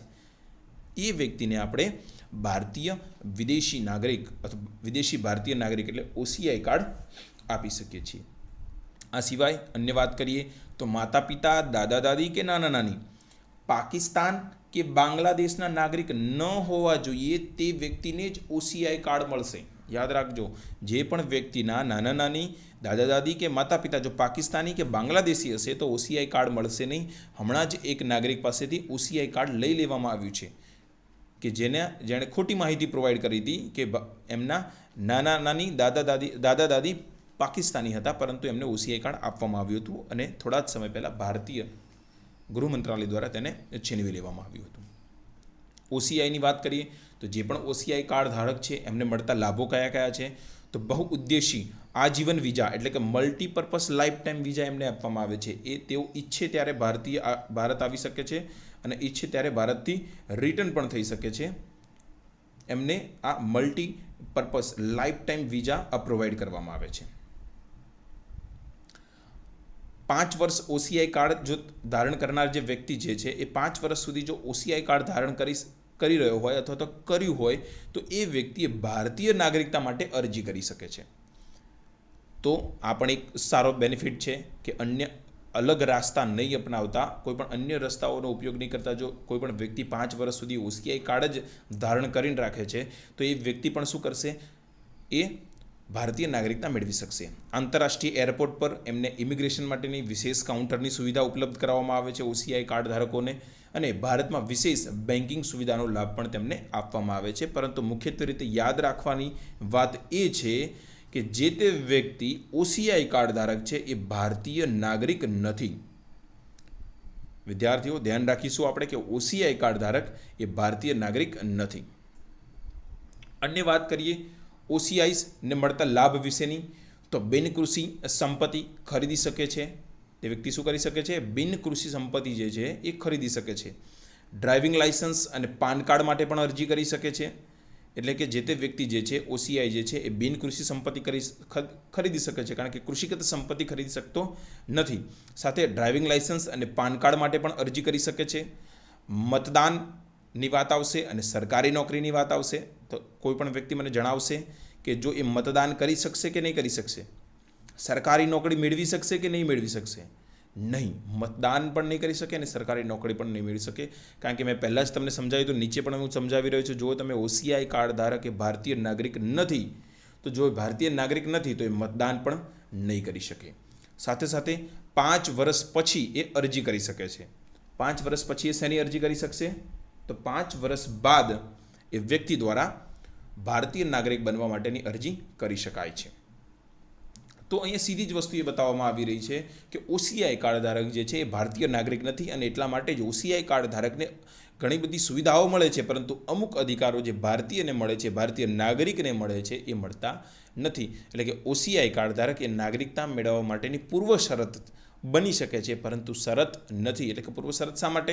કારણ કે જે ઓસીઆઈ કાર્ડ મેળવે છે એ વ્યક્તિ ભારતીય નાગરિકતા 5 વર્ષ પછી મેળવી શકે છે.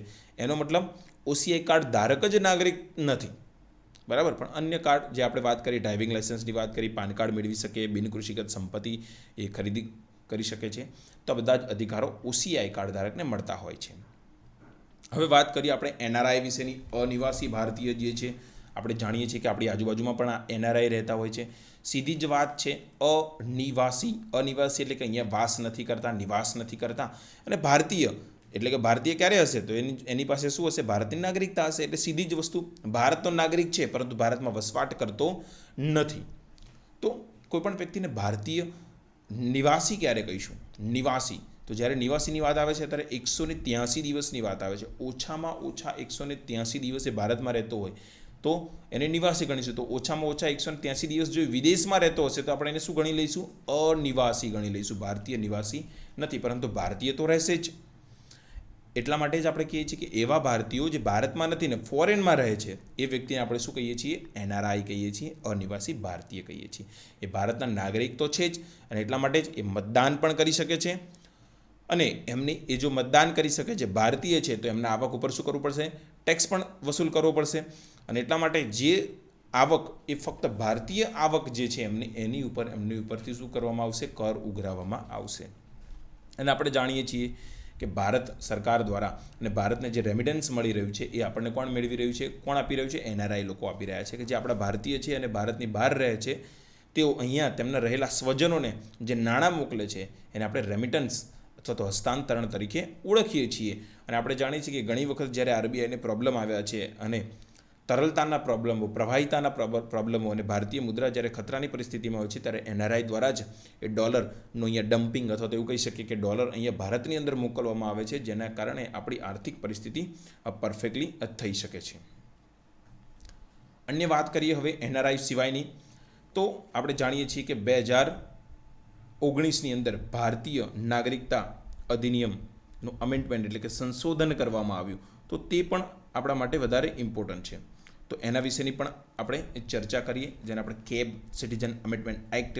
આપણે જાણીએ છીએ કે ભારતની અંદર ઘણા બધા વિરોધ કરવામાં આવ્યા. શાહીનબાગની અંદર વિરોધ કરવામાં આવ્યો.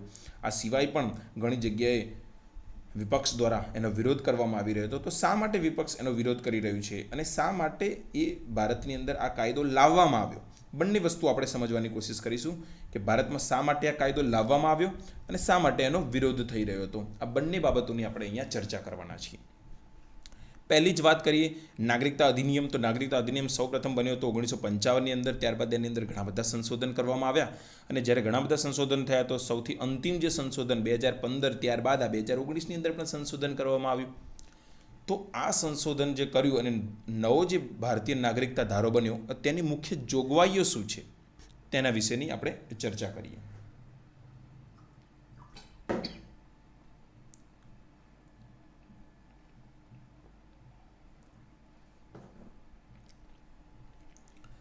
ડિસેમ્બર 2014 કે તે પહેલાં અફઘાનિસ્તાન, પાકિસ્તાન અને બાંગ્લાદેશથી ભારત આવેલા હિન્દુ, શીખ, બૌદ્ધ, જૈન અને પારસી સાથે સાથે ખ્રિસ્તી ધર્મના પ્રવાસીઓને અવૈધ માનવામાં આવશે નહીં.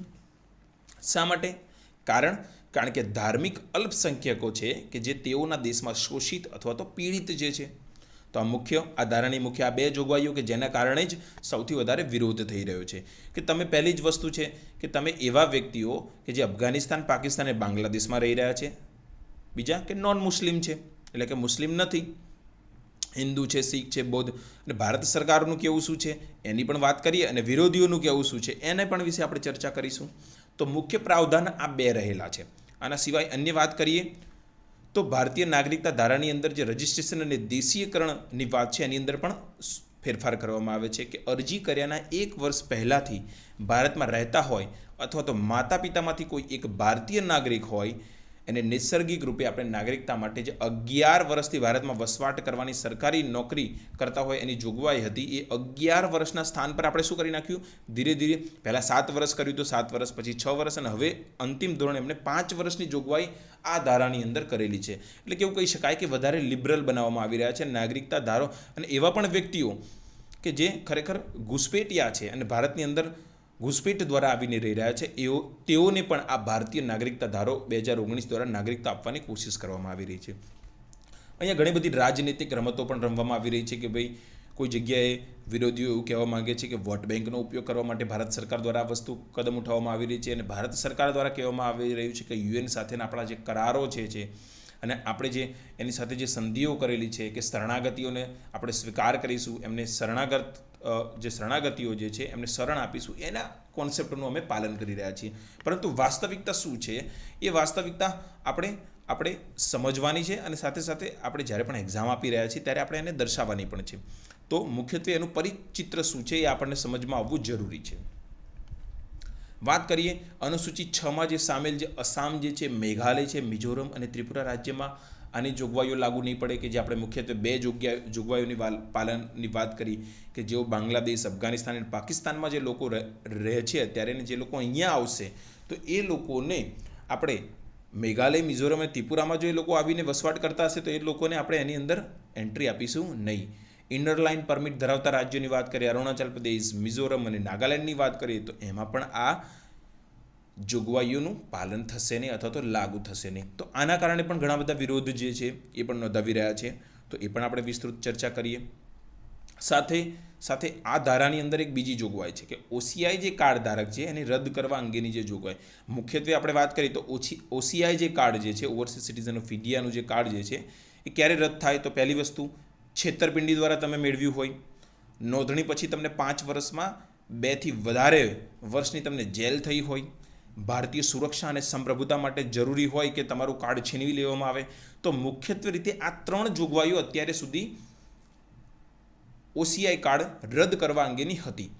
પરંતુ ભારત સરકારે ભારતીય નાગરિકતા ધારો 2019 દ્વારા ઓસીઆઈ કાર્ડ ધારક પાસેથી કેન્દ્ર સરકાર કઈ રીતે લઈ શકે, તો એક તો કેન્દ્ર સરકારના કોઈપણ કાયદો કે જે કેન્દ્ર સરકાર દ્વારા પારિત કરવામાં આવ્યો છે અથવા તો કેન્દ્રીય સંસ્થા, ધારકીય સંસ્થા દ્વારા પારિત કરવામાં આવ્યો છે અને કેન્દ્ર સરકાર દ્વારા અધિનિયમિત છે, એ કાયદાનું તમારા કોઈ ઓસીઆઈ કાર્ડ ધારક દ્વારા ઉલ્લંઘન કરવામાં આવે અથવા તો અન્ય સામાન્ય કાયદાનું પણ ઉલ્લંઘન કરવામાં આવે. એનો મતલબ તો શું થયો કે કોઈ મર્ડર કર્યું તો પણ તેનું કાર્ડ લઈ શકાય, અને સામાન્ય કાયદો એટલે કે ટ્રાફિક રૂલ્સ તોડવા બદલ, ચોરી કરવા બદલ પણ ઓસીઆઈ કાર્ડ રદ થઈ શકે. એટલે કેવું કહી શકાય કે અહીંયા ભેદભાવ દર્શાવી રહ્યા છે, અથવા તો ઓસીઆઈ કાર્ડ રદ કરવાનો જે ક્રાઇટેરિયા છે એ વધારે વિસ્તૃત કરવામાં આવ્યો.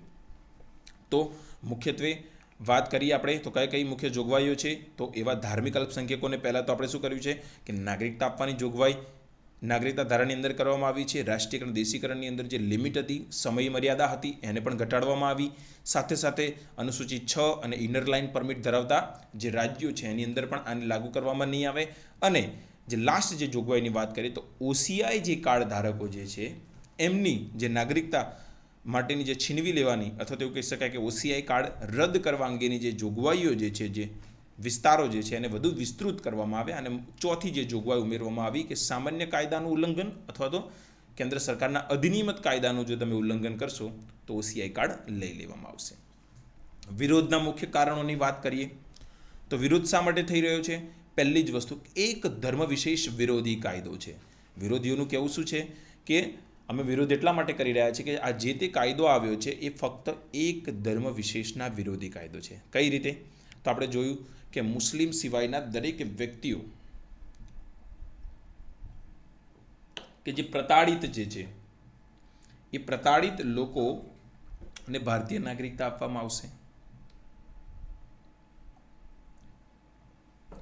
તો એનો મતલબ તો એ થયો ને કે કોઈ પણ વ્યક્તિ જે શોષિત જે છે અથવા તો પ્રતાડિત છે એની સાથે ધાર્મિક ભેદભાવ તો ન જ હોવો જોઈએ. કારણ જે શોષિત જે છે, પ્રતાડિત જે છે, પીડિત તો કોઈ પણ હોઈ શકે, એની એ પછી મુસ્લિમ ધર્મના વ્યક્તિ પણ પીડિત હોઈ શકે છે. અને આપણે જાણીએ છીએ કે પાકિસ્તાનની અંદર ઘણા બધા એવા મુસ્લિમ કોમ્યુનિટીઝ જે છે કે ત્યાંના સ્થાયી મુસલમાન એ લોકોને મુસલમાન માનતા જ નથી, તેઓને પણ પ્રતાડિત કરવામાં આવી રહ્યા છે. શ્રીલંકાની અંદર જે તામિલ લોકો જે છે એ લોકો પણ પ્રતાડિત જે છે, તો એ લોકોને પણ ભારતીય નાગરિકતા આપવો માટે જ આ વિરોધીઓનું કહેવું એવું છે કે એક ધર્મ વિશેષ વિરોધી કાયદો છે. બીજી વસ્તુ, અસામ કરાર 1985નું ઉલ્લંઘન થઈ રહ્યું છે. અસામ કરાર શું છે, નેક્સ્ટ સ્લાઇડની અંદર આપણે સમજીશું. ત્રીજી વસ્તુ કે OCI કાર્ડ ધારકની નોંધણીને રદ કરવાના વિસ્તારમાં વધારો કરવામાં આવ્યો છે. એટલે કે એવું કહી શકાય કે ભારત સરકાર દ્વારા OCI કાર્ડ ધારકોને વધારે મર્યાદિત અથવા તો એમને નિયમિત કરવાના પ્રાવધાનો આની અંદર એડ કરવામાં આવે છે. સાથે વિરોધીઓનું કહેવું એવું છે કે જે અવૈધ પ્રવાસીઓ ભારતમાં આવી રહ્યા છે એમને નાગરિકતા આપવામાં આવે છે, અને એમને નાગરિકતા આપી એમની ઉપર જે અહેસાન કરવામાં આવી રહ્યો છે એના દ્વારા એક અલગથી વોટ બેંક ક્રિએટ કરવામાં આવી રહ્યું હોય એવું જણાઈ રહ્યું છે. તો ભારતીય નાગરિકતા ધારાનો વિરોધ કરવાના મુખ્ય કારણો કયા છે એના વિશેની આપણે વાત કરી. હવે સમજીએ કે અસામ કરાર શું છે, એને પણ સમજીએ. પહેલાં જોઈએ કે સિટીઝન અમેન્ડમેન્ટ જે બિલ છે એની અંદર કઈ કઈ વસ્તુઓ કયા કયા ધર્મના લોકોને ઇન્ક્લુડ કરવામાં આવ્યા છે અને કયા કયા નથી કરવામાં આવ્યા. તો આપણે વાત કરીએ તો હિન્દુ, શીખ, બૌદ્ધ, જૈન, પારસી, ક્રિશ્ચન બધા જ છે, પરંતુ એક મુસ્લિમ નથી અને શ્રીલંકન તામિલ પણ નથી. તો વિરોધ તો થશે જ, કારણ કે જો તમે જો ધાર્મિક પ્રતાડિતની વાત કરતા હોય અને એવા શોષિત અને જે શરણાગત થવા માંગતા હોય તો તમારે રોહિંગ્યા મુસલમાનની પણ વાત કરવી પડશે, કારણ કે એ પણ મ્યાનમારમાં પીડિત છે. તો અહીંયા કાયદાની અંદર સંપૂર્ણપણે એવું લાગી રહ્યું છે કે અંશતઃ રૂપે ભેદભાવ થતો હોય, અને એના કારણે જ વિરોધીઓ દ્વારા શું કરવામાં આવી રહ્યો છે, વિરોધ કરવામાં આવી રહ્યો છે. હવે આપણે વાત કરીએ અસામ કરાર 1985 વિશેની. તો 1971માં આપણે જાણીએ છીએ કે પૂર્વી પાકિસ્તાન સામે કાર્યવાહીની શરૂઆત કરવામાં આવી ઓપરેશન વિજય દ્વારા. અને જ્યારે આ વસ્તુ જ્યારે કાર્યવાહી થઈ રહી હતી, મિલિટરી કાર્યવાહી થઈ રહી હતી, ત્યારે 10 લાખ જેટલા લોકો દ્વારા અસામમાં આવીને શરણ લેવામાં આવી હતી. કારણ કે આપણે જાણીએ છીએ બાંગ્લાદેશની બોર્ડર સીધી જ અસામ અને પશ્ચિમ બંગાળ સાથે ટચ થાય છે. તો ઘણા બધા લોકો અસામમાં આવીને શરણાગતિ થયા હતા.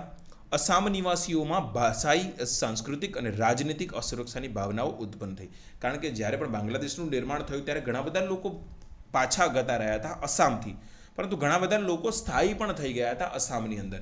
અને એટલા માટે જ અસામના લોકોને લાગી રહ્યું હતું કે આપણે એક સમય એવો આવશે કે આપણે ભાષાકીય દ્રષ્ટિએ અલ્પસંખ્યક થઈ જશું, આપણી સાંસ્કૃતિક વિવિધતા જે છે એની અંદર આ પ્રોબ્લેમ કરી શકે છે, અને સાથે સાથે આપણા જે રાજનૈતિક અધિકારો જે છે, આપણી જે રાજનૈતિક પ્રાપ્તિઓ જે છે, લાભો જે છે, એ લાભોથી આપણે વંચિત થઈ જશું જો આ લોકો કે જે બાંગ્લાદેશથી આવી અને અસામમાં શરણ લીધી છે એ લોકો જો કાયમી ધોરણે અહીંના નાગરિક થઈ જશે તો. અને એટલા માટે જ 1978માં આંદોલનની શરૂઆત કરવામાં આવી અસામના વિદ્યાર્થીઓ દ્વારા અને સાથે સાથે તેના નેતાઓ દ્વારા. પરંતુ ભારત સરકાર દ્વારા કોઈપણ પ્રકારની કાર્યવાહી ન કરવામાં આવતા અને એમની ઉપર વધારે ધ્યાન ન આપતા 1983માં આ આંદોલન હિંસક આંદોલનની અંદર પરિવર્તિત થઈ ગયું, અને ઘણી બધી હિંસાઓ થઈ અસામની અંદર, અને ઘણી બધી જગ્યાએ ઇવન દિલ્હી સુધી આ મામલો પહોંચ્યો હતો. ત્યારબાદ 15 ઓગસ્ટ 1985ના રોજ ભારત સરકાર અને આંદોલનકારી આ બંને વચ્ચે કરાર કરવામાં આવ્યો, જે કરારનું નામ છે અસામ કરાર 1985. અને આ અસામ કરારની અંદર ડિસાઇડ કરવામાં આવ્યું કે 15 માર્ચ 1971 પછી, યાદ રાખજો 15 માર્ચ 1971 પછી આવેલા બાંગ્લાદેશી એ અવૈધ પ્રવાસી માનવામાં આવશે. અને અવૈધ પ્રવાસી માનવામાં આવશે એટલે કે એમને શું કરવામાં આવશે, પરત મોકલવામાં આવશે. અને 15 માર્ચ 1971 પહેલાં જે રહેલા જે છે એ લોકોને આપણે અસામના નાગરિક ગણીશું. તો કઈ રીતે ખબર પડશે કે અસામના નાગરિક કોને કહીશું, તો એટલા માટે જ અહીંયા શું લાગુ કરવામાં આવ્યું,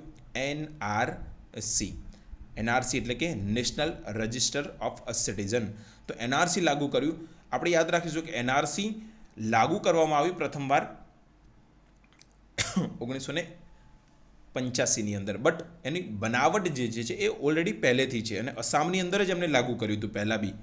તો હવે આપણે વિસ્તૃત માહિતી મેળવવાના છીએ NRC વિશેની. NRC વિશેની વિસ્તૃત માહિતી લઈએ તો NRC ભારતીય નાગરિકોનું વિવરણ કરે છે. યાદ રાખજો, ભારતીય નાગરિક એટલે જેની પાસે નાગરિકતા છે એની જ નામ આપણે NRCની અંદર દર્શાવીએ છીએ, કારણ કે થોડી વાર પછી આપણે જ્યારે નેશનલ પોપ્યુલેશન રજિસ્ટર NPRની વાત કરીશું તો એની અંદર વ્યક્તિની વાત આવશે. અહીંયા ભારતીય નાગરિકની વાત છે. NRCની અંદર ભારતીય નાગરિકનું વિવરણ છે. તો સૌપ્રથમ 1951ની વસ્તી ગણતરી પછી પ્રથમવાર એનઆરસીની જરૂરિયાતને જોવામાં આવી અને તેને બનાવવાની શરૂઆત કરવામાં આવી. અસમ રાજ્યની અંદર સૌપ્રથમ લાગુ કરવામાં આવ્યું. 25 માર્ચ 1971 પહેલાંના અસમ નાગરિકોનો એનઆરસીની અંદર સમાવેશ કરવામાં આવ્યો હતો. પરંતુ ત્યારબાદ પણ ઘણા બધા લોકો અસમની અંદર અવૈધ રીતે આવી અને વસવાટ કરતા હોય તેવું જણાઈ રહ્યું હતું. અને તેના માટે જ એવું જણાતા જ એ લોકો દ્વારા શું કરવામાં આવ્યું કે એનઆરસીને વધુ અપડેટ કરવી જોઈએ એવું એમને જણાવ્યું. માટે જ એનઆરસીને અપડેટ કરવામાં આવી. અને જ્યારે ભ્રમ ફેલાવવામાં આવતો હોય ત્યારે કહેવામાં આવે છે એનઆરસીને સંપૂર્ણ દેશની અંદર લાગુ કરવામાં આવશે, પરંતુ એનઆરસી એ જ રાજ્યની અંદર લાગુ થાય કે જે વિદેશી સરહદ સાથે જોડાયેલા હોય. તો આપણે એ પણ ભ્રમમાંથી નીકળી જવું જોઈએ કે એનઆરસી એ આખા દેશની અંદર લાગુ કોઈ દિવસ થવાની નથી અને થશે પણ નહીં. બિકોઝ એનઆરસી એ વિદેશી સરહદ ધરાવતા રાજ્યોની અંદર જ મોટા ભાગે રાજ્ય સરકાર દ્વારા અથવા તો કેન્દ્ર સરકાર દ્વારા લાગુ કરવામાં. રાજ્ય એટલે કે કેન્દ્રની જ વાત કરી રહ્યો છું. એનપીઆર એ એનઆરસીની દિશામાં પ્રથમ પગથિયું માનવામાં આવે છે, કારણ કે એનપીઆરની અંદર શું છે, વ્યક્તિની વાત કરવામાં આવશે. હું તમને થોડી વાર પછી સમજાવું છું કે એનપીઆર શું છે. બરાબર. 31 ડિસેમ્બર 2019 એનઆરસીમાં માહિતી સૌથી લાસ્ટમાં ઉમેરવામાં આવી અથવા તો અપડેટ કરવામાં આવી, અને જે અંતર્ગત આપણે જાણીએ છીએ કે 19,06,657 જેટલા લોકોનો સમાવેશ કરવામાં આવ્યો નથી, જે અવૈધ પ્રવાસી માનવામાં આવશે. અને એમને શું કરવામાં આવશે, અસમથી પરત પાછા બાંગ્લાદેશ મોકલવામાં આવશે અથવા તો જે તે દેશમાં મોકલવામાં આવશે. અને આ જે અવૈધ પ્રવાસીઓનું જે લિસ્ટ છે એમાં હિન્દુ અને મુસ્લિમ બંનેનો સમાવેશ છે. એટલે કે અહીંયા એનઆરસી જ્યારે વાત કરી તો જેના પણ દ્વારા વિરોધ કરવામાં આવે છે એ લોકો પણ એ વસ્તુ સમજીએ કે ભાઈ અહીંયા હિન્દુ મુસ્લિમની વાત નથી, અહીંયા વાત છે ફક્ત ભારતીય અને અવૈધ પ્રવાસીઓ વિશેની. તો એનઆરસીમાં જ્યારે પણ પરંતુ મુખ્યત્વે રીતે વિરોધ એટલા માટે થયો કે એનઆરસીની વાત આવી, સાથે સાથે સિટીઝન અમેન્ડમેન્ટ બિલની વાત આવી, અને પછી ભારત સરકાર દ્વારા એનપીઆરની પણ વાત કરવામાં આવી. એટલે લોકોની અંદર મુખ્યત્વે રીતે સ્પષ્ટીકરણનો અભાવ છે. સરકાર દ્વારા જો પ્રોપર સ્પષ્ટીકરણ કરવામાં આવે તો બની શકે છે કે ઘણા બધા લોકોના મનની અંદર જે અમુક મુદ્દાઓને લઈને જે અસમંજસની પરિસ્થિતિ ઊભી થઈ છે તેનું પણ નિરાકરણ કરવું જોઈએ સરકાર દ્વારા, તો ઘણો બધો વિરોધ શાંત થઈ શકે છે. હવે આપણે વાત કરીએ એનપીઆર એટલે કે નેશનલ પોપ્યુલેશન રજિસ્ટર વિશેની. તો દેશના સામાન્ય રહેવાસી લોકોની આ સૂચિ છે કે જે બતાવી રહી છે કે દેશમાં કેટલા લોકો રહી રહ્યા છે. તો જ્યારે પણ રહેવાસીની વાત આવતી હોય તો રહેવાસી એ નાગરિક નથી, કારણ કે રહેવાસી આપણે ક્યારે માનીએ છીએ કે જે વ્યક્તિ છેલ્લા 6 મહિના સ્થાયી રહેવાની યોજના ધરાવે છે, બરાબર, અથવા તો કે છેલ્લા 6 મહિનાથી એ સ્થાયી છે અને આવનારા એટલે કે આગળના 6 મહિના એને રહેવાની યોજના છે, તો એ વ્યક્તિને તો આપણે શું કહીશું, રહેવાસી. એટલે કે એક વિદેશી વ્યક્તિ પણ રહેવાસી હોઈ શકે ભારતનો, કારણ કે જે વ્યક્તિ છેલ્લા 6 મહિનાથી ભારતમાં રહી રહ્યો છે એ રહેવાસી કહેવાશે, પરંતુ એ વ્યક્તિ એ નાગરિક નથી. એનપીઆર માહિતીના આધારે જ એનપીઆર કાર્ડ બનાવવામાં આવે છે, યાદ રાખીશું આપણે. અને હવે અહીંયા તમને સમજાશે કે એનપીઆરની વાત કેમ આવી.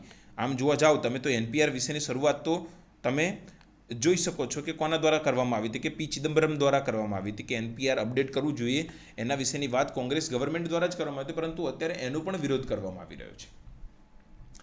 હવે જુઓ તમે કે જે વ્યક્તિનું નામ એનપીઆરમાં આવી રહ્યું છે, એનપીઆરમાં આવનાર વ્યક્તિઓની અંદર બધા જ વ્યક્તિના નામ હશે જે રહેવાસી છે, પરંતુ એનઆરસીની અંદર તો એ જ વ્યક્તિના નામ હશે કે જે ભારતીય છે. એનો મતલબ એવો થયો કે જેનું નામ એનઆરસીમાં નથી એ વ્યક્તિ એનપીઆરમાં છે તો એ રહેવાસી છે, અને જે રહેવાસી જે છે તો એનું બધું ચેકિંગ કરવામાં આવશે ત્યારે ખબર પડશે કે એ અવૈધ ભારતીય છે. જો અવૈધ ભારતીય છે તો એને શું કરવામાં આવશે, પરત તેનું જે તે મૂળભૂત વતન છે ત્યાં આગળ મોકલવામાં આવશે. એનપીઆરના સંચાલનની વાત કરીએ તો રજિસ્ટ્રાર જનરલ ઓફ ઇન્ડિયા દ્વારા એનું સંચાલન કરવામાં આવે છે. સ્થાનીય લેવલે, તાલુકા લેવલે, જિલ્લા લેવલે અને રાજ્ય લેવલે, અને પછી રાષ્ટ્રીય લેવલે રજિસ્ટ્રાર જનરલ ઓફ ઇન્ડિયા જેને કહીએ છીએ આપણે, એમના દ્વારા આ એનપીઆરનું સંચાલન કરવામાં આવે છે, નેશનલ પોપ્યુલેશન રજિસ્ટર. અને જ્યારે પાયલોટ પ્રોજેક્ટની વાત કરીએ તો 5,218 તાલુકા, 1200 જેટલા ગામની અંદર એની શરૂઆત કરવામાં આવી હતી. અને એનો લક્ષ્યાંક હતો કે એપ્રિલ 2020થી લઈ અને સપ્ટેમ્બર 2020 સુધીમાં આ કાર્યને એનપીઆર અપડેટ કરવાનું કાર્ય આ જે પાયલોટ પ્રોજેક્ટની અંદર જે તે રાજ્યની અંદર શરૂ કરવામાં આવ્યું છે ત્યાં આગળ પૂરું કરવામાં આવે. પરંતુ આપણે જાણીએ છીએ કે COVID-19 પેન્ડેમિકના કારણે આ કામ હજુ સુધી પૂરું થયું નથી. તો એનપીઆર વિશેની જ્યારે પણ આપણે વાત કરીએ, એનઆરસી વિશેની વાત કરીએ, તો આપણને સામાન્ય રીતે એનું સ્પષ્ટીકરણ હોવું જોઈએ કે એનઆરસીની અંદર કયા કયા ડેટાનો સમાવેશ થાય છે અને સાથે સાથે એનપીઆરની અંદર કયા કયા ડેટાનો સમાવેશ થાય છે. એવું ના બને કે કોઈ સમય તમને પૂછવામાં આવે કે એનઆરસી શું છે, એનપીઆર શું છે, તો આપણને એ વસ્તુની ખબર જ ના હોય.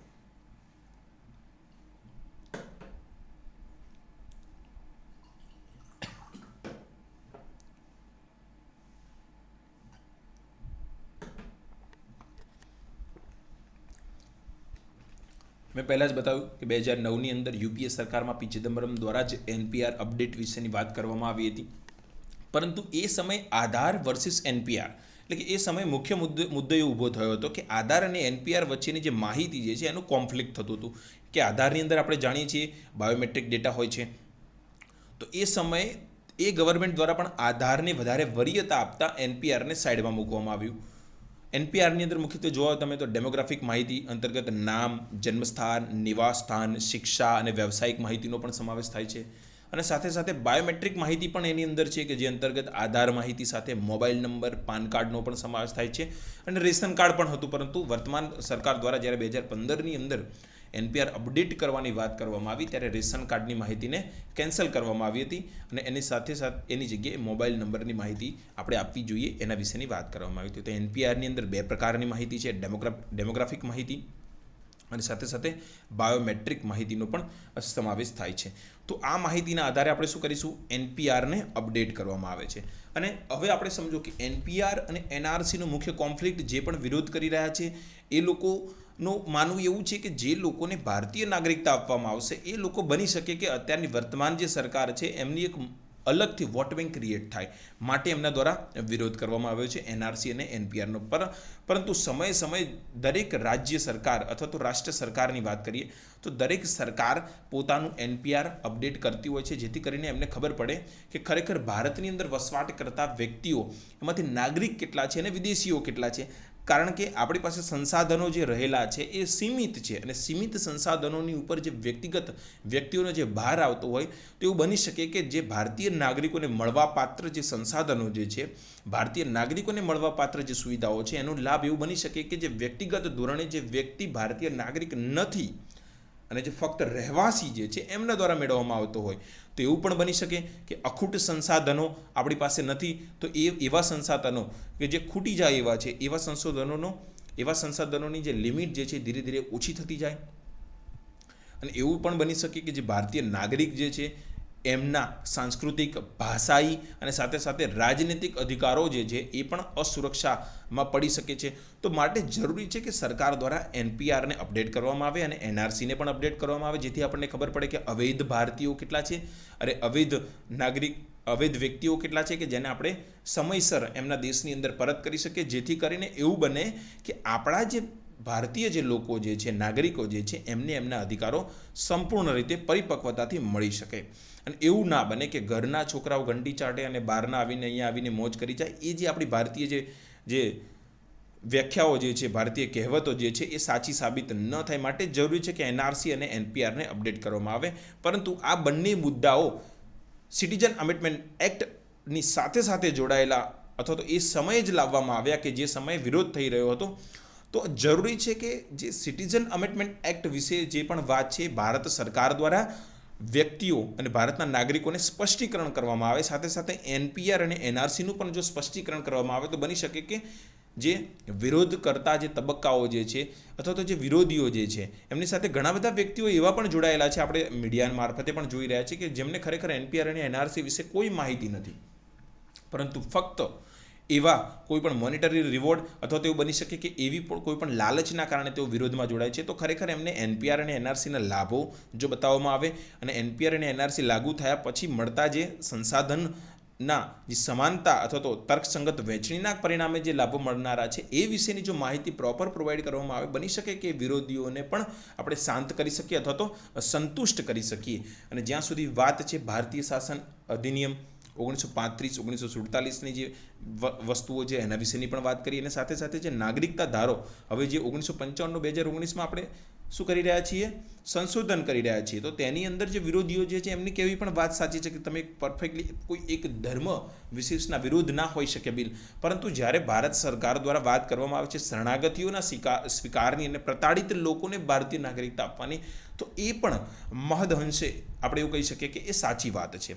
વિરોધીઓની વાત પણ સાચી છે અને સરકારની વાત પણ સાચી છે, પરંતુ જે તે વસ્તુ જે છે એ વસ્તુનું નિરાકરણ વાટાઘાટથી હોવું જોઈએ અને એનો સંતુષ્ટિ સરકારે એમની પણ કરવી જોઈએ અને એમને પણ સંતુષ્ટ કરવા જોઈએ કે જેથી કરીને અવ્યવસ્થા ઊભી ના થાય. કારણ કે 2 દિવસ પહેલાં જ સુપ્રીમ કોર્ટ દ્વારા કહેવામાં આવ્યું છે શાહીનબાગ કેસ વિશે, ગઈકાલની જ વાત છે કે જેમાં એમને કીધું કે તમારે કોઈપણ વસ્તુ તમારી વાત મૂકવી, એને પ્રેઝન્ટ કરવી, કોઈપણ વસ્તુનો વિરોધ કરવો અને ઇવન તમે જે આંદોલન કરી રહ્યા છો, હડતાલ કરી રહ્યા છો, એ પણ તમારા હકની અંદર આવી શકે છે. અને તમારો હડતાલ કરવો એ આપણો અધિકાર નથી, પરંતુ તમે આંદોલન કરી રહ્યા છો એ તમારી ફ્રીડમ ઓફ સ્પીચ એન્ડ એક્સપ્રેશનનો અધિકાર છે.